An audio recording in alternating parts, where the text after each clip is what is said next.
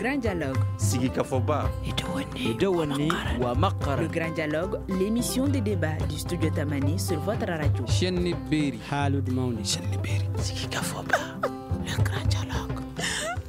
Mesdames, Messieurs, bonsoir. Bienvenue au Grand Dialogue de Studio Tamani. Aujourd'hui, on parle du sport et des Jeux de l'AES. La première édition des Jeux de l'Alliance des États du Sahel se déroulera du 21 au 28 juin prochain. Ces Jeux mettront en compétition des centaines de sportifs venant des 3 pays membres de l'AES, à savoir le Burkina Faso, le Mali et le Niger.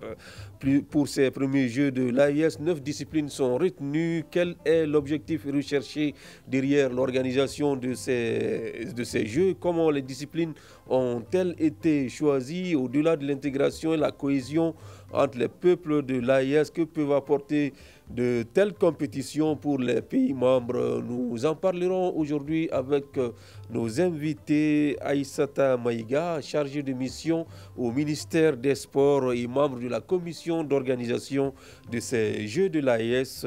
Drissa Nyono, il est journaliste et reporter sportif, ainsi que Souleymane Bobo Tungara, également journaliste et reporter sportif, que nous espérons retrouver d'un moment à l'autre. Mesdames, Messieurs, voilà pour le thème et les invités. Bienvenue dans ce grand dialogue. Le grand dialogue. Merci, chers invités, d'avoir répondu à notre invitation. Je commence par vous, Madame Maïga Aïssata. Vous êtes membre de la commission d'organisation de ces Jeux. Pouvez-vous nous dire un peu comment est venue l'idée d'organiser de telles compétitions? Alors, merci beaucoup, Sekou, pour cette... Merci beaucoup pour cette question. Je dirais que les Jeux, déjà, on va parler de nos plus hautes autorités qui ont décidé de s'unir, non seulement aux côtés de la défense, mais également aux côtés du développement. Et dans ce cadre, nous allons parler des Jeux de l'AES, nous allons parler de la jeunesse, nous allons parler du sport. Alors, nos plus hautes autorités des différents pays du Burkina, à savoir, et du Niger, ont décidé de s'unir avec le Mali pour organiser ces premiers Jeux de l'AES et qui se tiendront du 21 au 28 juin, Inch'Allah. Alors, quel est l'objectif derrière ces Jeux? Quel est l'objectif qu'on veut atteindre à travers ces Jeux? Merci bien. Alors, l'objectif, il est simple. Il s'agit d'abord de fédérer, de permettre à la jeunesse de ces différents pays de collaborer, de renforcer leur cohésion sociale et sur le sport. Ok, Drissa Nyono, vous êtes journaliste et reporter sportif. Ces Jeux sont annoncés depuis quelques jours, sinon quelques semaines. D'abord, comment vous appréciez, quel est votre regard sur l'organisation d'abord de ces Jeux? Non, je pense que d'abord, c'est une très bonne initiative et d'avoir des compétitions sportives pour les jeunes. Maintenant, dans ce cadre-là, c'est vrai, ça a une valeur un peu politique et d'intégration et de cohésion. On parle également de paix.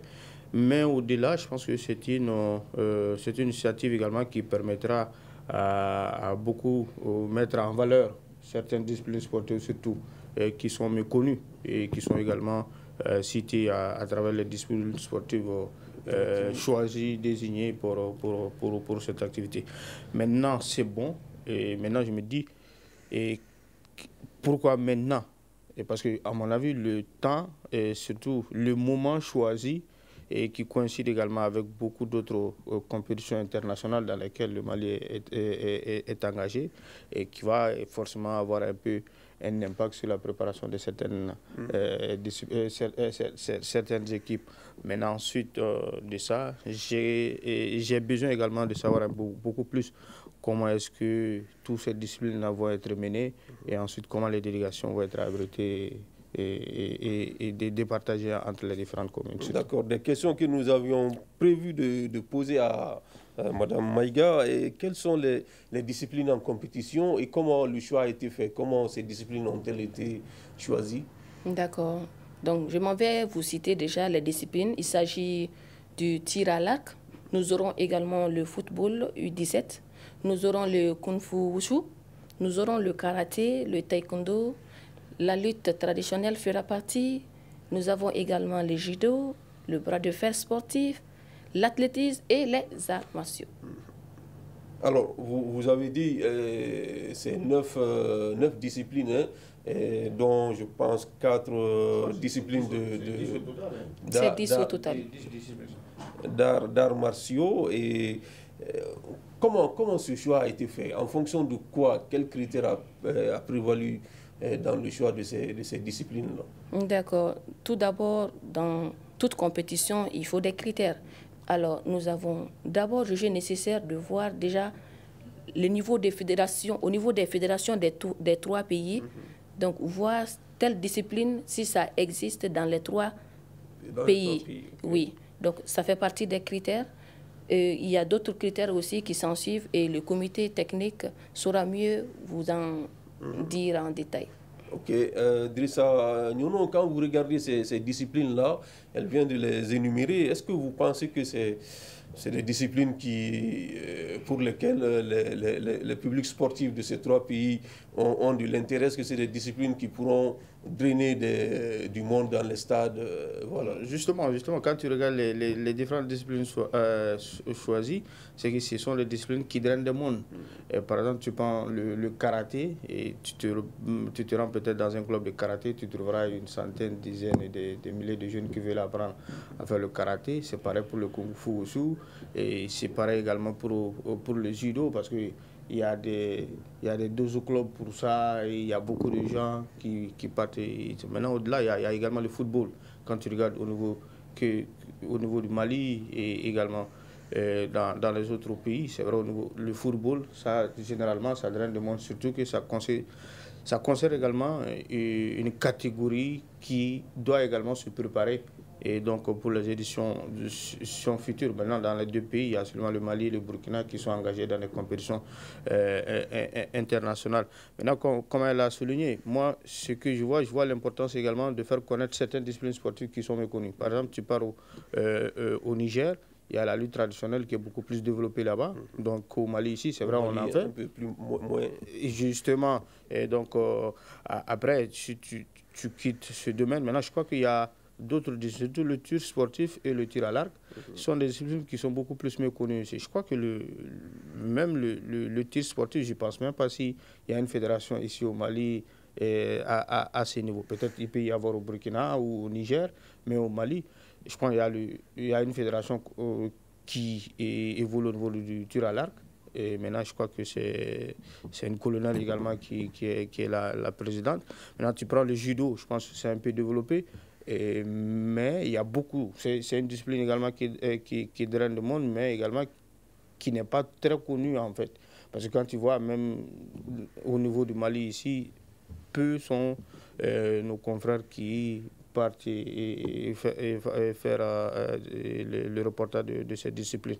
Maintenant, je pense que comme ce que moi j'ai compris d'abord, pour favoriser une cohésion, une intégration, donc ils ont choisi des disciplines qui peuvent drainer beaucoup plus de monde, et donc pour faciliter l'échange entre les différents pays et la connaissance entre les différents athlètes qui viendront pour participer aux compétitions. Alors pourquoi pas une discipline comme le cyclisme par exemple, qui est beaucoup pratiqué au Burkina ou bien et au Mali, ou bien le basket, qui fait même pas partie des disciplines choisies. Effectivement, on aurait vraiment voulu prendre toutes les fédérations, parce que l'idéal serait de mettre en valeur toutes nos fédérations. Mais vous savez que nous sommes à notre première. Il s'agit de la première édition, c'est-à-dire un projet pilote.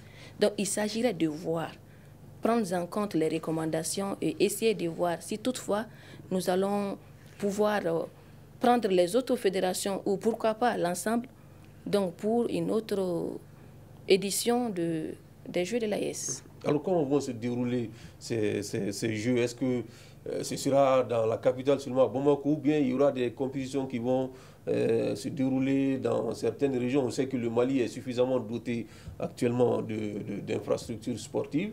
Est-ce qu'on a prévu de l'élargir à d'autres régions, ou bien tout va se dérouler à Bamako? Alors tout se déroulera au centre, spécifiquement au stade Mamadou Konaté, au Palais des Sports et au 26 mars. toutes les compétitions vont se tenir dans nos 3 stades. Inch'Allah. Alors maintenant, peut-être nous parler un peu de certaines disciplines, par exemple pour le football, par exemple, où nous avons des U17, c'est-à-dire les moins de 17 ans, les cadets. Comment ça va se passer? Est-ce que ce sera un championnat sous forme de championnat et le vainqueur sera désigné champion? Comment ce sera organisé? Au niveau du comité technique, donc plusieurs possibilités sont envisagées. Donc ils sont en train de se mettre d'accord sur le format que nous allons vous prononcer. Donc il s'agirait d'attendre juste un instant. Donc plus tard, vous allez voir ces communiqués, Inch'Allah.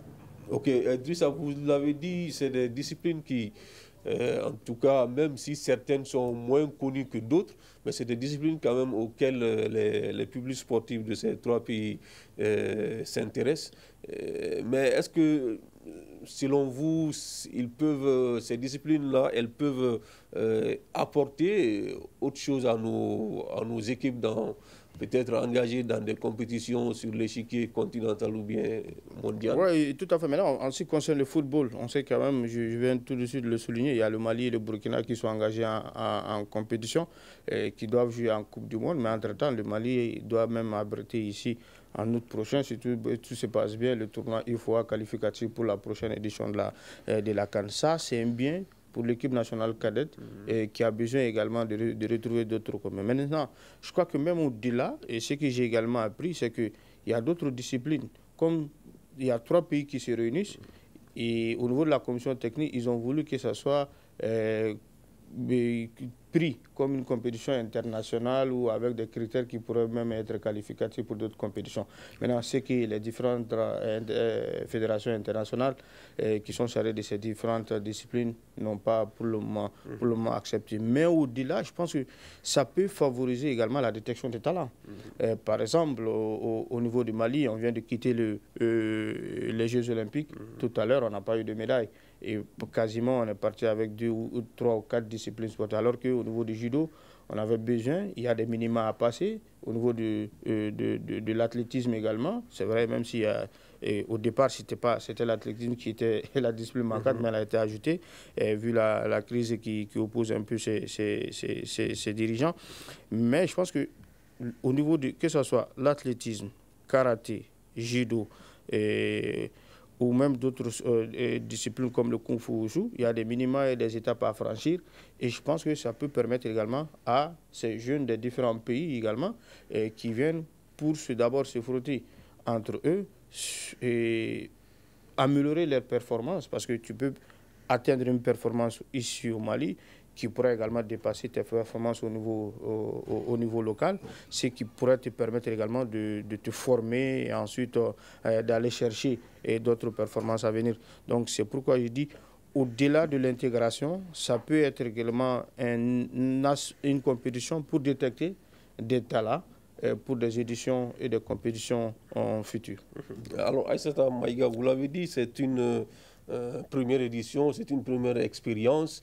Mais on pouvait quand même essayer, même si c'est la première édition, d'associer d'autres pays voisins, d'inviter d'autres pays pour relever encore le niveau. Ça allait être bien pour les différentes équipes qui vont participer à ces compétitions-là. Pourquoi vous n'y avez pas pensé? Ou bien, voilà, c'est certains qui ont été invités, qui ont décliné l'invitation. Est-ce que vous pouvez nous en dire un peu par rapport à ça? D'accord. Merci bien pour cette question. Alors, je dirais que nous y avons pensé, oui. Nous y avons pensé. Vous savez, nous sommes ouverts à tous. Nous sommes ouverts à tous et le sport est un facteur vraiment élevé de cohésion. Alors, toute personne qui souhaiterait s'associer à cette édition, bon, je ne pourrais plus dire cette édition parce qu'elle va se tenir dans juste un jour près. Donc, toute personne qui souhaiterait s'associer donc au Mali, à la Confédération des États du Sahel pour les éditions suivantes, donc pourront prendre attache avec les différents pays pour essayer de voir comment est-ce que nous allons organiser vraiment cette initiative assez particulière, cette initiative assez percutante, cette initiative assez africaine pour vraiment permettre aux jeunes donc des différents pays de se connaître davantage de s'associer, de compétir dans la joie et de s'épanouir. Alors, Suleiman Bobo Tungara vient de nous rejoindre. Suleiman Bobo Tungara, vous êtes journaliste, reporter sportif. Vous êtes dans ce domaine depuis très très longtemps. Est-ce que vous avez, en tout cas, une telle expérience de telle compétition en Afrique ou bien dans la sous-région et qui a, en tout cas, qui a pu faire long feu sur le continent ou bien dans la sous-région? Merci bien. Je m'excuse d'abord d'être venu en retard. J'étais dans une autre activité. Les Jeux de l'AES, moi j'avoue que c'est une très belle initiative. Une très belle initiative quand on regarde un peu le programme. 500 athlètes qui vont s'affronter dans 10 disciplines. Je pense qu'à part les Jeux olympiques, hein, c'est difficile de trouver un événement comme ça. Mais moi je vois ces Jeux de l'AES... je vois dans ces Jeux de l'AES plus qu'un événement sportif. Comme vous le savez, la situation géopolitique actuelle des 3 pays fait que nous sommes dans une situation un peu particulière. Donc prendre une initiative comme ça, regrouper 500 jeunes pendant une semaine, c'est vraiment une très très belle chose. Et quand on regarde aussi le nombre de disciplines et surtout les disciplines qui ont été retenues, on s'aperçoit que tous les 3 pays se retrouvent dans ces disciplines. Le football est commun à tout le monde, peut-être le bras de fer sportif aussi, la lutte traditionnelle aussi, mais quand on regarde les tirs à l'arc, disons l'athlétisme aussi, mais quand on regarde un peu les tirs à l'arc, la lutte traditionnelle, on voit que pratiquement tous les pays doivent retrouver leur compte dans ça. Donc c'est une très bonne chose.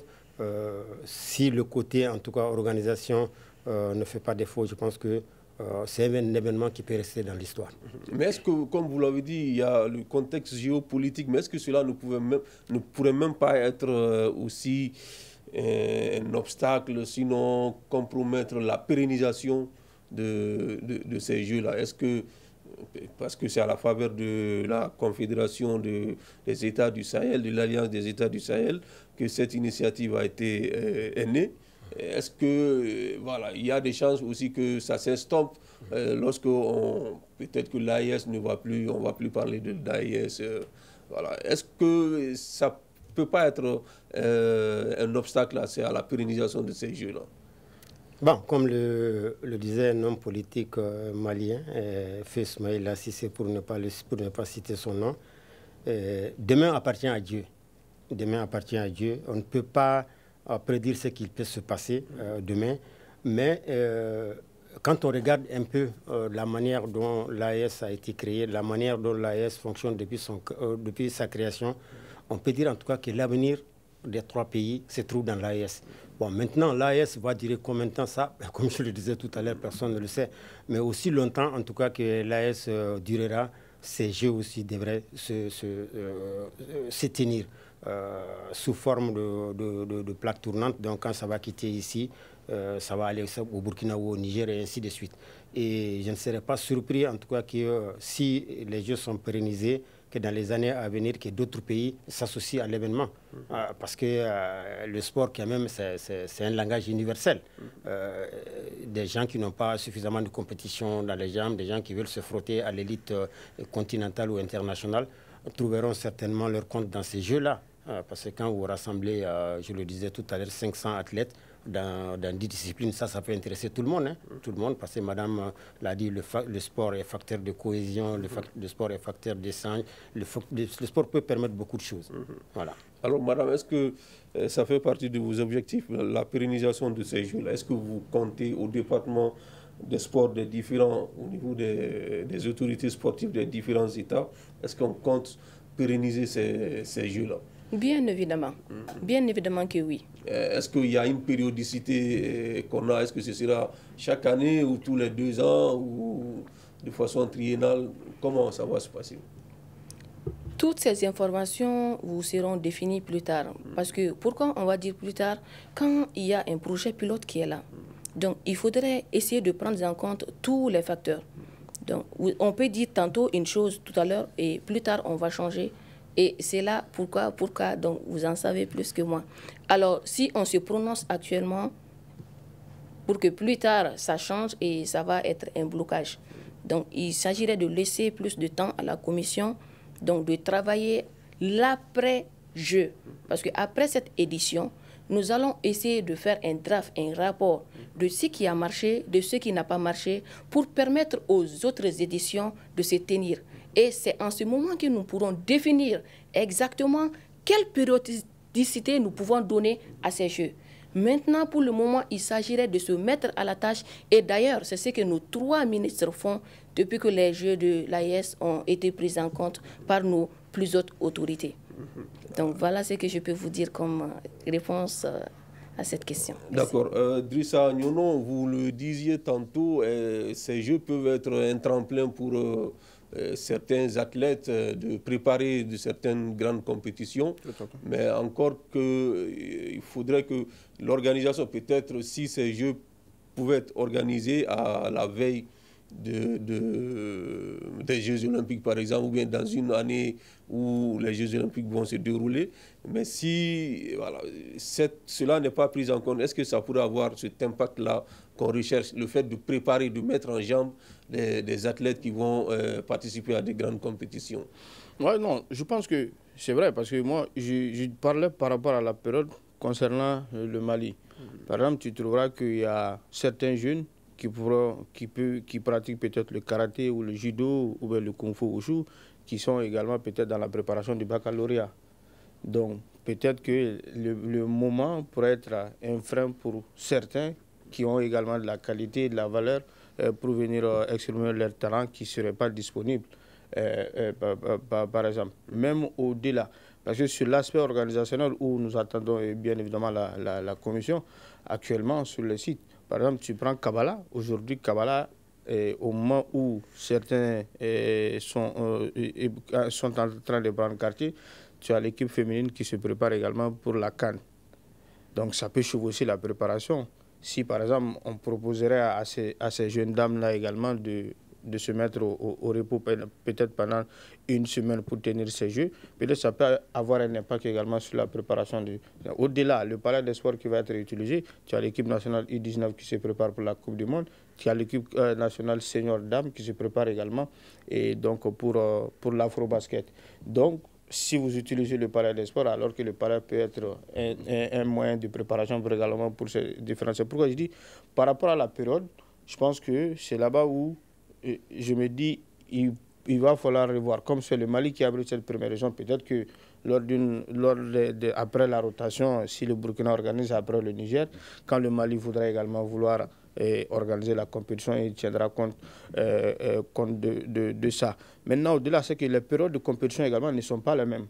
Il peut y avoir une compétition de football qui peut être à l'approche, et d'autres également pourront se préparer pour des compétitions sous-régionales au niveau du karaté ou bien au niveau du judo. Ça peut permettre également aux équipes qui sont engagées, ou surtout aux athlètes qui sont engagés dans ces compétitions-là, de se préparer pour ces différentes échéances qui arrivent dans les différentes disciplines sportives. Alors, qu'est-ce que vous pensez du fait de ne pas décentraliser ces jeux-là? On sait que le pays a suffisamment d'infrastructures, je le disais tantôt. Pourquoi l'avoir centralisé à Bamako? Qu'est-ce que vous pensez de cela? Est-ce qu'en décentralisant, la fête n'aurait pas... peut-être que la fête allait être beaucoup plus grandiose et beaucoup de Maliens allaient participer à cela. Également, en décentralisant, ça va exiger des dépenses supplémentaires également, tant au niveau organisationnel qu'au niveau financier. Donc, vu que déjà c'est une première édition, je pense qu'il est mieux de ne pas prendre trop de risques non plus. Parce que c'est vrai, dans la capitale, il y a certaines disciplines sportives qui sont beaucoup plus utilisées dans la capitale que dans les régions. Mais, comme elle a dit, quand tu prends le stade 26 mars, c'est proche un peu de la ville. Tu prends Mamadou Konaté, c'est pareil. Tu prends Ouezé, c'est pareil. Tu prends le Palais des Sports, c'est au niveau de la ville. Donc, ça permet également de mobiliser beaucoup plus facilement que d'aller peut-être dans une région où tu ne trouveras pas assez de monde, comme l'objectif recherché pour faire réunir les jeunes, pour pratiquer peut-être une discipline. Parce que peut-être à Bamako, tu trouveras beaucoup plus de dojo club, beaucoup plus de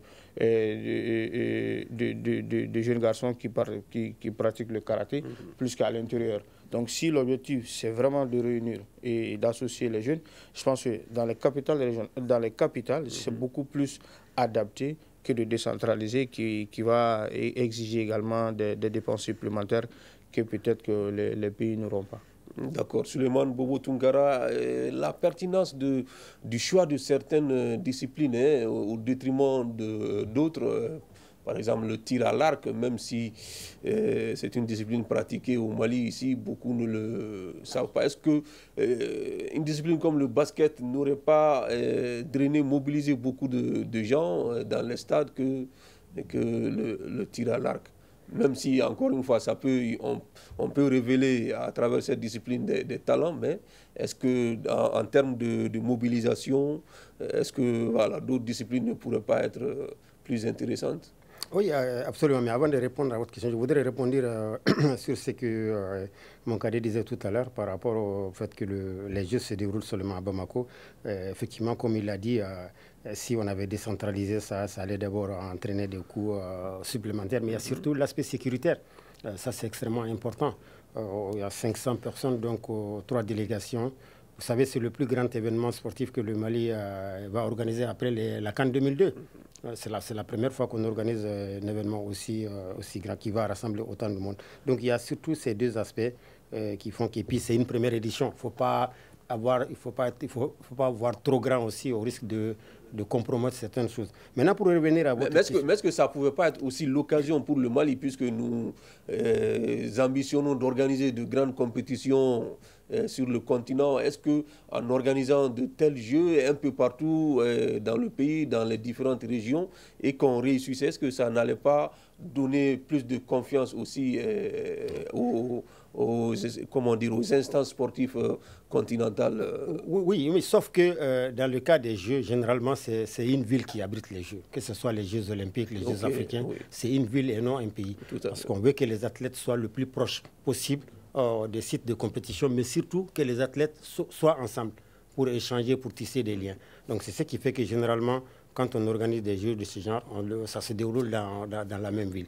Donc ça c'est pour... Maintenant pour répondre à votre question qui était quoi encore, je sais pas. Ouais, je disais le choix de certaines... Oui, le choix des... Voilà, effectivement, le choix des disciplines. Moi, je pense qu'ils ont tenu compte du fait que chaque pays ils ont fait en sorte que chaque pays puisse se retrouver dans ces disciplines. Par exemple, la lutte traditionnelle elle est très très développée au Niger. Le Niger est avec le Sénégal, je crois, les deux pays où cette discipline est vraiment développée. Et quand vous regardez, par exemple, les javelots ou l'athlétisme, le Burkina se débrouille pas mal. Le football, le Mali est là, et un peu le karaté aussi, les arts martiaux. Les arts martiaux, ça c'est un peu commun à tout le monde, mais le Mali a une petite avance sur Maintenant, les tirs à l'arc, là, moi j'ai compris ça parce que nous sommes dans 3 pays où les forces armées sont vraiment sur le front dans les 3 pays. Donc, les tirs à l'arc, c'est un peu pour apprendre aux gens de se familiariser avec les techniques de tir. Et généralement, ce sont les militaires qui pratiquent ça. Et je pense même que la Fédération malienne de tir à l'arc, quelque chose comme ça, est dirigée par... le général, voilà, le général, non, Diabaté. Ah, ok. Diabaté, je crois. Je ne sais pas, en fait, que dirige il y avait le colonel Nema Sagara qui était... Voilà. Donc, voilà. Donc, ça, il y a 2 ans. Hein. Oui, bon, parce que ils ont changé de président ou pas. Voilà. Et pour prendre ensuite Diabaté. Sinon, je crois que c'était le colonel Nema Sagara qui était... à la tête de cette fédération. Et puis, vous avez parlé de basket. Effectivement, le basket aurait pu faire partie des disciplines, mais vous savez, les équipes de basket, là, quand on ajoute ça aux équipes de football, je pense que ça allait faire encore plus de monde. Vous allez voir que dans les autres disciplines, là, c'est plus des disciplines individuelles qui est collective. Donc, pense qu'ils ont fait ces choix-là en tenant compte des réalités de l'espace confédéral en matière de sport. Il y a une question également de temps, parce que le basket, pour en terminer avec... tout à fait. Les matchs de basket durent beaucoup. Aussi, et donc, c'est peut-être ceux qui pratiquent peuvent être là-bas, mais quand tu regardes, je crois que le basket est beaucoup plus développé au Mali que dans les autres pays. Maintenant, je crois que ce que doit aller, c'est un élément vraiment important. C'est que les disciplines sont choisies en fonction des pays, et s'il y a 2 pays qui sont beaucoup plus développés ou avancés dans une discipline, on les choisit. Par exemple, tu prends notamment le taekwondo. Si tu prends le taekwondo, et surtout quand tu vois à travers la désignation des ambassadeurs désignés, tu as deux grands champions du monde, le Mali et au Niger. Donc, qui peuvent également, deux athlètes, deux champions qui peuvent également être des idoles, entre guillemets, pour beaucoup de jeunes, et qui peut également passer de messages beaucoup plus instructeurs aux jeunes également qui veulent également devenir comme des champions comme eux. Donc je veux parler d'abord Modibo et ensuite Alphaga, qui sont des deux très grands champions de leur pays respectifs. Alors Aïssata Maïga, Drissa a fait une lecture concernant l'opportunité de l'organisation de le timing de ce tournoi actuellement. Il se pourrait que des athlètes, sinon des talents, dans certaines disciplines, sont en classe d'examen et se préparent pour des examens comme le baccalauréat, que ce soit au Mali, même dans les 2 autres pays. Je ne pense pas que le bac ait eu lieu dans ces 2 autres pays aussi. Est-ce que vous y avez pensé avant d'organiser, ou bien vous n'avez pas pris en compte cet aspect-là? Ce que je peux vous dire concernant l'organisation de ce grand événement, c'est que plusieurs phases ont été prises en compte. Vous savez, la commission d'organisation s'est scindée en plusieurs sous-commissions. Et il y a dans chacune de ces commissions, de ces sous-commissions, donc il y a des responsables. Donc nous avons les membres du cabinet, nos directions, et nous avons d'autres structures étatiques qui s'associent à la commission d'organisation pour l'organisation de ce grand événement. Pour vous dire que plusieurs facteurs sont pris en compte et nous y avons changé. Des mesures sont en train de se prendre au fur et à mesure.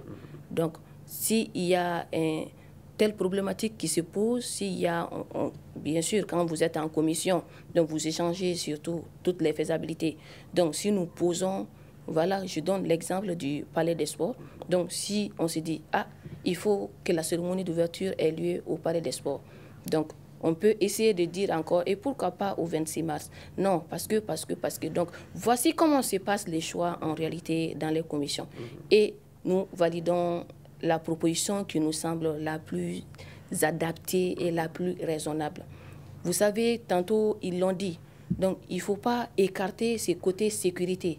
Donc, nous sommes en train de voir comment est-ce que nous pourrons passer ces instants magnifiques ensemble, tout en restant dans une atmosphère apaisante, tout en maîtrisant au plus ou moins la sécurité de nos athlètes, de nos participants et de toutes ces personnalités qui seront ici en séjour au Mali. Alors, le doyen Souleymane Boubou Toungara, moi, je voudrais qu'on s'intéresse à l'aspect organisationnel de ces Jeux-là. C'est vrai, on ne dira pas que ça a été précipité, mais s'il n'y a pas 3 mois ou 4 mois qu'on parlait de ces Jeux, alors que pour de telles compétitions, quand même, on doit quand même anticiper sur beaucoup de choses, mais je pense qu'il y a un ou 2 mois qu'on a commencé à parler de ces Jeux. Est-ce que vous pensez qu'il y a eu une grande communication, sinon une bonne préparation pour l'organisation? Oui, moi je le pense, parce que déjà, vous savez, il y a déjà une réalité dans l'espace confédéral. C'est que toutes les choses se passent ensemble maintenant entre ces 3 pays. Et les choses se passent bien, que ce soit sur le plan politique, sur le plan économique, sur le plan social. En tout cas, tout ce que ces 3 pays-là font ensemble depuis la création de l'AES se passe plutôt bien et sont accueillis de façon favorable par les populations. Donc ça, c'est un premier aspect. Le deuxième aspect, vous savez, les Jeux de l'AES vont au-delà du sport. vont au-delà du sport. Parce que l'essentiel ici, ce ne sont pas les résultats sportifs, mais c'est le fait de réunir, de renforcer la cohésion, de renforcer la paix, de créer l'entente entre les jeunes de ces pays-là. Donc, quand on regarde un peu déjà ce que la commission d'organisation a fait, le fait déjà de partager les 3 délégations entre les différentes communes du district de Bamako, ça c'est déjà un truc très très important. Les Djatigia, vous savez, c'est un concept que le Mali a créé, ça c'est important de le signaler. C'est le Mali qui a créé le concept du Djatigia en 2002 avec l'ancien président Alpha Omar Konaré. Et je me rappelle quand, après la CAN, les Japonais et les Coréens se sont inspirés de ce concept de Djatigia pour organiser la Coupe du Monde 2002. Et c'était aussi la première fois que la Coupe du Monde se déroulait dans 2 pays différents, le Japon et la Corée du Sud. Donc, la commission d'organisation, en décidant de confier chaque délégation à 2 communes, a déjà fait un pas très important dans la réussite de cet événement. Parce que, vous savez, le Malien a cette hospitalité légendaire dans le sang. Le Malien aime beaucoup le sport. Donc, moi, je suis sûr que sur ce plan-là, il va y avoir une très belle ambiance. Maintenant, il y a des défis effectivement à relever au niveau organisation, ça c'est clair, parce qu'on est dans un contexte sécuritaire pas très, je ne dirais pas rassurant, mais qui mérite qu'on y veille. C'est extrêmement important. Donc il faut relever ce défi-là, parce que sécuriser 500 personnes pendant une semaine, plus de 500 personnes. Ça, c'est seulement les athlètes. Les officiels ne font pas partie de ces 500 personnes. Donc, ça peut aller jusqu'à 600, 700, voire 1000 personnes. Donc, les sécuriser pendant une semaine, ce n'est pas très facile. Il va falloir, en tout cas, sortir la grosse artillerie pour sécuriser ça. Et j'espère que ce sera le cas. Alors, Drissa, vous êtes d'accord qu'il faudra relever le défi sécuritaire de ces Jeux. Est-ce que vous voyez d'autres défis? Oui, il y a d'autres défis, parce que je pense que d'abord sur le plan sécuritaire, ils peuvent également s'inspirer des Jeux du Nord qui sont tenus il n'y a pas très longtemps, qui ont été également reçus pour essayer de rassembler des jeunes du Mali dans une localité de notre pays. Maintenant, au-delà, moi, ce que je vois, c'est comment on va tenir les activités et comment les mener. Par exemple, quand tu regardes le programme, c'est que les compétitions sont quasiment presque ensemble et d'autres se tiennent au même moment. Et donc, alors que pour moi, le mieux, ce serait en tout cas d'espacer les compétitions et non pas de se tenir ensemble. Cela permettra peut-être, quand se joue un match de football, ceux qui pratiquent le karaté ou le judo auront l'occasion d'aller au stade Mamadou Konaté également supporter leur équipe là-bas. Donc cela permettrait de créer une ambiance au niveau du stade Mamadou Konaté et non par exemple tenir une compétition de football en même temps au stade Mamadou Konaté et qu'au palais des sports, tu trouveras qu'il y a peut-être une compétition de karaté ou de kung-fu ce qui se tient ou de judo au stade de 26 mars. Donc pour moi, cela éparpillerait presque les supporters et ça permettra pas, à mon avis, de mobiliser beaucoup de personnes lors des compétitions sur les différents sites. Donc, quand tu regardes un peu le programme, c'est que ce sont ces compétitions-là qui se chevauchent un peu. Et pour moi, ici, on pourrait même espacer pourquoi pas même de 24 heures entre certaines disciplines, pour qu'au moment où se déroule, par exemple, les judo, que les footballeurs également aient la chance d'aller regarder, où se tiennent également les karatés, que les différents, ceux qui ne sont pas en activité également puissent avoir cette occasion d'aller regarder également ces différentes compétitions. Peut-être que l'un ou l'autre discipline pourra également permettre à quelqu'un qui est un fan ou bien qui pratique une autre discipline de se retrouver un autre chemin à travers notre discipline sportive. Donc c'est là-bas où c'est ce challenge-là que j'attends, parce que organiser les disciplines en même temps et les réaliser, en tout cas, c'est pas facile. Donc, c'est là-bas où j'attends également de voir comment est-ce que la commission d'organisation va se tenir et pour vraiment coordonner tout ça là pour qu'on puisse vivre des bons éléments. Au-delà, je crois que quels seront les canaux choisis pour qu'on puisse avoir les résultats, tout. Parce que quand il y a un résultat, il faut que les gens le sachent. Et quand il y a quelqu'un qui a gagné, il faut que ça soit connu. Donc tout ça là, ensemble, c'est là-bas où j'attends également la commission. Est-ce que Aïssata a des réponses, sinon une réponse à ça, à ces préoccupations de Drissa? Oui. J'ai des réponses et je vais revenir là-dessus. Comme on l'a dit, la répétition est pédagogique. Les comités techniques travaillent d'arrache-pied sur ces questions. Et je me rappelle très bien, ces questions ont fait l'objet de plusieurs discussions. Et tout ce que je peux vous dire en termes d'assurance, ça c'est de vous rassurer que les Jeux, Inch'Allah, vont très bien se passer. Et pourquoi je le dis? Parce que des mesures sont en train de se prendre. Même sur le plan sécuritaire. Même pour le plan. D'ailleurs, c'est spécifiquement ce plan d'abord, avant d'aller donc sur les autres plans. Donc le comité technique est en train de faire son travail. Vous avez dit, vous avez le programme. Donc je suppose que c'est le programme provisoire. Parce que le programme définitif, il n'est pas encore sorti. Donc il y a le comité qui travaille vraiment, voir les différentes faisabilités donc, pour ces Jeux.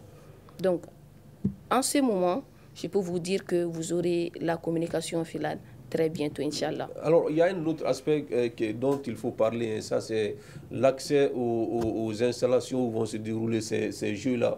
Est-ce que ce sera gratuit ou bien ce sera payant? Comment on pourra avoir accès aux billets? Est-ce qu'il y a des possibilités de vente en ligne? Comment tout cela est organisé? Est-ce que c'est des billets abordables aussi, si toutefois il y a des billets? Pour le moment, il n'y a pas de billet qui est prévu. Donc, l'entrée est déjà libre. Donc, tout le monde peut rentrer. Quand je dis tout le monde, il y aura bien sûr un contrôle. Parce que des badges ont été confectionnés et les journalistes qui sont là peuvent témoigner avec moi que les journalistes souhaitant, désirant couvrir ces événements, donc, ont été invités à aller s'accréditer au niveau du Palais des Sports. Et ceux qui l'ont fait ont déjà leur badge disponible. Donc, déjà, on a un petit contrôle sur ça, on va dire. Et les participants aussi seront munis d'un badge. Donc, il y aura également des bracelets. Il y aura vraiment assez de dispositions donc, qui seront prises en compte pour vraiment la sécurité. D'accord. Concernant la vente... OK. Oui, allez-y. OK, merci. Concernant la vente, il y a des stands qui sont prévus. Donc, présentement, si vous passez au niveau de nos stades cités, donc vous allez voir les installations en cours. Donc, on attend donc, des vendeurs qui vont essayer de découler leurs produits et vraiment des produits donc, en direction avec, en phase donc, avec le sport, on va dire. D'accord. Oui. Oui, je voulais un peu revenir sur le programme provisoire. Madame l'a dit, elle dit que c'est provisoire. Parce que moi, j'ai jeté un coup d'œil là-dessus, juste avant de venir ici. Il me semble qu'ils ont espacé, hein, parce qu'on va commencer avec le football, déjà 48 heures avant la cérémonie d'ouverture. Et ensuite, les tournois sont fixés à des dates différentes. Bon, de toute façon, même si on ne le faisait pas, c'est très difficile de suivre plusieurs événements, plusieurs activités à la fois. Même dans les Jeux, que ce soit les Jeux olympiques, j'ai eu la chance d'en couvrir 2. Et les Jeux africains, en tout cas, vous faites toujours un choix entre les différents sites. Parce que la plupart des épreuves se déroulent à la même heure. Donc, c'est impossible de suivre le tout ensemble. Donc, j'ai vu ce programme-là. Ça va commencer par le football. Et puis, comme on le fait aux JO ou aux Jeux africains, ça va se terminer par l'athlétisme, qui est la discipline phare. Ça, c'est le programme provisoire. Moi, je trouve que le programme, en tout cas, a été bien élaboré et que les gens vont trouver leur compte là-dedans parce que les compétitions, les tournois ne se déroulent pas le même jour. D'accord. Une question à vous avant de donner le mot de la fin à Aïssata. Vous l'avez dit, hein, et déjà la commission d'organisation a fait un grand pas en attribuant, en partageant les différentes délégations entre les différents quartiers du Bamako avec la Djatigia. Mais pour réussir ces jeux-là, qu'est-ce qu'il faut, qu'est-ce qu'on doit attendre des populations même? Oui, avant de répondre à cette question, le jeune frère a soulevé un point extrêmement important. Oui. Ça, c'est la commission communication. Parce qu'il faudrait qu'il y ait vraiment un site, en tout cas que les résultats soient accessibles tout de suite. Ça, c'est extrêmement important pour la presse. Maintenant, qu'est-ce qu'il faut pour que ces jeux soient une réussite? Il faut que les gens se mobilisent. Parce qu'on va accueillir 2 pays de l'AES ici. Donc, il faut que les gens viennent au stade Bon, la commission a été bien inspirée de fixer, de ne pas faire payer du billet aux spectateurs. Donc ça, c'est important. Le 26 mars peut être un peu loin, mais je pense que le stade de Mamadou Konaté et le Palais des Sports, normalement, les gens vont venir. Je pense que côté mobilisation, il y aura du monde. Aïssata, est-ce que la cérémonie d'ouverture va enregistrer la présence des 3 chefs d'État ainsi que la cérémonie de clôture, ou bien c'est top secret? Top secret. Il n'y a pas de secret. Il n'y a pas de secret, vu que nous sommes déjà sur un plateau. Mais ce que je peux vous dire, c'est que c'est l'idéal. Okay. Donc c'est cela qui est attendu, c'est l'idéal.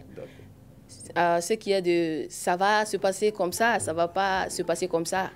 Ça, on ne saurait le dire. D'accord. Parce que les présidents, ils décident de leur agenda, donc ils ont leur propre agenda. D'accord. Cela est bien compris et c'est ce qui va mettre fin à ce grand dialogue qui parlait aujourd'hui des Jeux de l'Alliance des États du Sahel prévus du 21 au 28 juin prochain. Pour en parler, nous recevions Aïssata Maïga, chargée de mission au département des sports et membre de la commission d'organisation, Suleiman Bobo Tunkara, journaliste sportif, et Idrissa Nyono, journaliste sportif également. Ce débat a été réalisé par Mariam Maïga. La présentation, il y avait Sekou Gadjigo. La mise en onde était assurée par Ibrahima Sanogo. À la régie vidéo, il y avait Seydou Ndao et Mamadou Ouattara. Merci à toutes et à tous et à la semaine prochaine pour un autre débat.